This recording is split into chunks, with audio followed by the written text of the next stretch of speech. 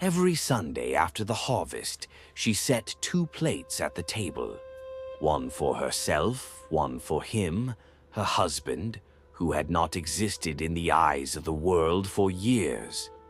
The sunlight fell through the kitchen window in a golden haze, catching the dust motes and the edge of the empty chair, angled just slightly toward hers. And still she set the plate. The farm was quiet in the late afternoon, only the faint rustle of wind through the wheat and the occasional crow calling from the tree line.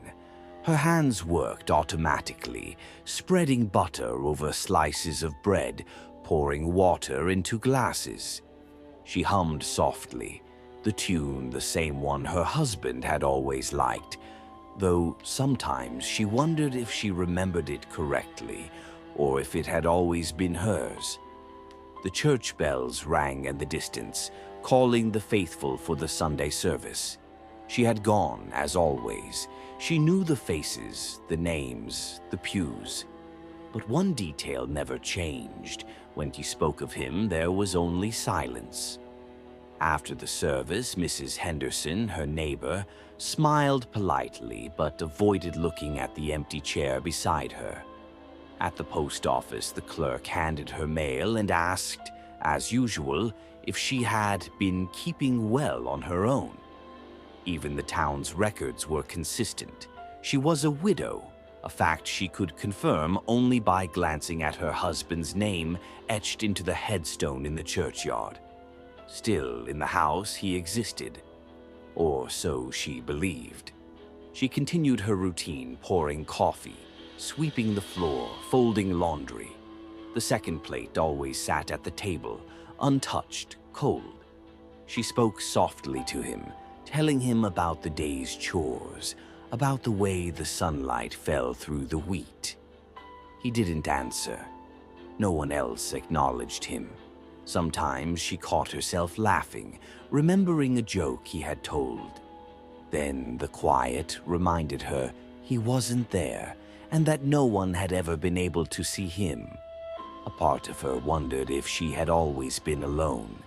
A quieter, more stubborn part insisted that this was exactly how it had always been, and should always be.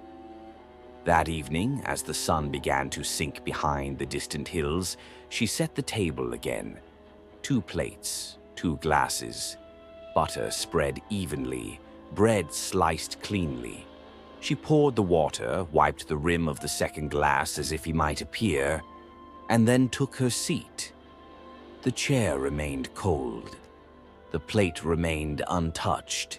She lifted her fork, took a bite, and swallowed. She glanced at the second plate, pushed it slightly closer to the empty chair, and whispered, as though he could hear her, "Eat while it's warm." And then, silently, she began clearing the dishes. The house answered only to her movements, as it had for years.